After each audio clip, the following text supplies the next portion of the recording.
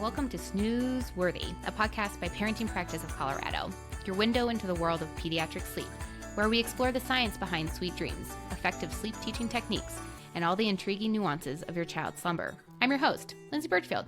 And I'm Paige Legault. Together, we're here to guide you through the labyrinth of parenting, offering insights, strategies, and science-backed advice to make parenting during those early childhood years not just manageable, but truly memorable.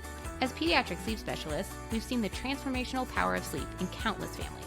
And because parenting is a journey, we won't stop at sleep. We'll provide you with valuable parenting tips for every aspect of early childhood, from managing tantrums to fostering creativity and hitting those all-important milestones. So whether you're a seasoned parent in need of a sleep overhaul or a new parent preparing for the joys and challenges of early childhood, Snooze Worthy is your trusted resource. Join us as we unravel the science of sleep, share practical advice, and make parenting truly snooze-worthy. Hello, hello. Welcome back to Snooze Worthy. I'm Paige Legault, and I'm here with Lindsay Birchfield, as always. And today we're tackling a common challenge, my favorite also, which is toddler sleep. Woohoo! That's right, Paige. Toddler sleep training can be tough, but with consistency and specifically the right approach, you can make bedtime a smoother process. So we're going to start by understanding, why do toddlers actually resist bedtime? Yep, it's a very common question. So to start off, toddlers are naturally curious, energetic, and often wanting to stay up and explore rather than go to bed, right? They're busy. And so establishing a predictable and calming bedtime routine is super helpful to help them wind down. And toddlers can also be experiencing a couple other things. One of them is called a parasomnia, and the other one is called behavioral insomnia. And so we're going to break down what those both look like and how they can both lead to bedtime battles, nighttime wake up, and overall sleep struggles for everyone in the house. Yeah. So let's break down the biggest sleep struggles we see with our toddlers. This can include those pesky parasomnias and behavioral insomnia. So what is a parasomnia? Parasomnias are sleepwalking, sleep talking, nightmares, or night terrors. And a lot of people just wonder, why does this happen? Why is this occurring? And they can be caused by genetics. They can be caused by poor diet, insufficient sleep, or poor sleep hygiene. It can be a cause of reflux, and it can be also certain medications that are leading to that as well. The other thing specifically with night terrors as well is it can be related to overheating. So being too hot as well can be something that can lead to that. Isn't that interesting? We don't like being hot while we're sleeping. Nope. So behavioral insomnia is seen in one of two ways. One way is at sleep onset. So there's an association at the beginning of the night for a prop, such as pacifiers, milk, rocking, or having your physical parent in bed with you. We've seen some wild behavioral insomnias before.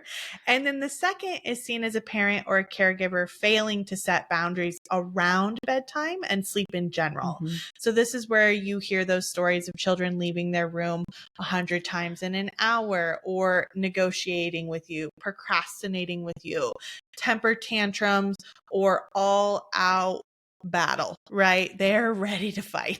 Exactly. And some of those different excuses can get pretty funny. I mean, not in the moment, but if you look back and you think about how creative they are with their excuse making, they're so smart. Oh, they're so smart. So smart. Yes. So how do we fix these sleep struggles with our toddlers? That's the big question. And we get asked that question all of the time. So the first step, and this is the first step that we would say for probably any age range, is to set a good routine. A nightly bedtime routine. And it could include a bath or a shower. You're going to be putting on your pajamas, maybe brushing teeth, going potty, reading a story or singing a song, and then some quiet time and even some movement. For some kids, they just need sensory input in a lot of different ways. The key with the bedtime routine is we love it to be 20 to 30 minutes in length, and consistency is crucial. So we want to do the same activities in the same order every single night. Another important factor is the sleep environment. This one is huge and it gets overlooked all the time. So you want to make sure, first and foremost, your sleep space is dark, cool, and quiet. That's typically where people stop. But we want to go a step further and we want to introduce a visual cue to support what your toddler should be doing during the night if they do wake up in the middle of the night or early or at sleep onset. We love using a couple different options: a nightlight, a clock if they can read it. They can also use the hatch, which is probably our favorite, or another okay to wake clock is great. The next step about environment is we want to make sure it's safe. These little boogers will shock you. The things we have seen. Please anchor your furniture to the wall. I don't care what it is. Bolt it to the wall. Please check windows, screens, make sure they're locked. Cords, ingestibles. A lot of times, we have both learned this lesson. We have. There will be a hygiene product left over from diapering days and they will find it. Absolutely. And use it in the room to just decorate. Look at my art project, Mom. Look at that. Isn't that beautiful? Some white paint, Mama. Oh, great. Thank you. So please make sure those are all locked up and put away. And then the other thing that I want to consider here as well is the calmness in the room plays a big role. So I always suggest to my clients, get down on your child's level, spin around the room, do a 360, and just take in what's at their eye level. If it's making you feel anxious, frustrated, chaotic, it feels that way to them all day and all night. We really like the rooms to be simple, and we only like a few things. So their actual sleep space, their typical furniture, their sleep visual, the hatch, if you will, and then some books and some soft toys. We don't want batteries, lights, sounds, tents, starlights.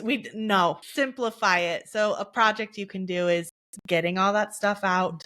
And a lot of times I even know this in my own child's closet specifically. We have stuff from when they were itty babies that we just forgot about. And so it's a good time to just do a quick clean out, make it nice and calm that chaos a little bit, and it'll help a ton.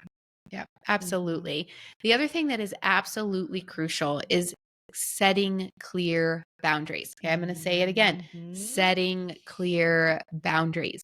We have to let your toddler know or your child know that once they're in bed, it's time to go to sleep. This is not time to get out and go potty over and over again, or to go and get more water, or to play some music, or it is time to sleep. And this is where that visual sleep cue that you've been talking about comes in. So you can use a nightlight for this, like you said, an okay to wake clock. We love the hatch. It's our favorite. We're always promoting that. Have it myself, have it for my children. But if they get up consistently, then what you're going to do is you're going to want to return them to their bed. So you're going to have the visual cue. You're going to return them to their bed. This is at bedtime. This is overnight. And we're going to remind them it's sleep time. In the case of the hatch, we always suggest using the red for night. You're going to return them. You're going to say your light is red. It's time to sleep. We're not going to negotiate. We're not going to give in to demands. We're not going to get them that extra water and take that extra potty break. Trust me. It is 100% an excuse, especially if they had water and went potty during the bedtime routine. 100%. So always get all of those things done in the bedtime routine, and then you're not going to have to worry about it being a real need, because you know that it's not. So again, you'd return them to their bedroom, you'd refer to their light, give a key phrase, your light is red and it's time for bed, and let them be and walk back out of that room. Yeah. And if you want to stay close so that way you can intercept them before they get into your bed or the kitchen or the garage, that's a great idea as well. And then if you need to introduce some sort of consequence because they're just not sticking, that would be your next step as well. So some parents find success doing a positive reward system. So for example, you could use a sticker chart. Riley loves a sticker chart. She does, loves them. My child does not. Neither does Jack. No, not interested. Nope. So if that is your little one that they do love using that, use it. If they don't, no big deal. But you can find fun and motivating ways to encourage good sleep habits. And if that doesn't work, then you can throw in the consequence. Yeah, absolutely. And you have to remember patience is key. It's normal and it's actually very developmentally healthy for your toddler to test boundaries. I always tell my toddler and preschooler clients that it is their job to test the boundaries. It is our job to hold the boundaries. So you want them to do it, but you also need to hold the boundary for them to keep them feeling safe and secure in their day to day. So just stay calm and stay consistent, and promise us over time they'll learn what's expected and bedtime will become less of a struggle. So that wraps up this episode of Snooze Worthy. We hope all these tips help. And again, we're always here for support. You can click the link in our bio and book a call with us if you've already done these steps and you're like, I need more. Paige and Lindsay, this is not enough. Book that call with us. We're always happy to help support you. We work with children up to the age of 12, so it's never too late to get sleep on track. No, it really never is too late. And we have so many amazing testimonies to our toddler program and how we have taken families that have maybe 1, 2, 3 children that are struggling with sleep. And we've been able to get those children going down independently, no excuses, staying in their room until their light turns green, all of those things. And so if you feel like you are struggling with your toddler or your preschooler, please reach out. We would love to help transform your night times and your overnights to be something that is just enjoyable, not a battle. We don't have to be battling. We could be enjoying it. It could be a time of connection and then a time for rest for all of them, and you included. And so, yes, reach out if you have any questions. We would love to help your family just like we've helped hundreds of others. So join us next time. And until then, sleep well.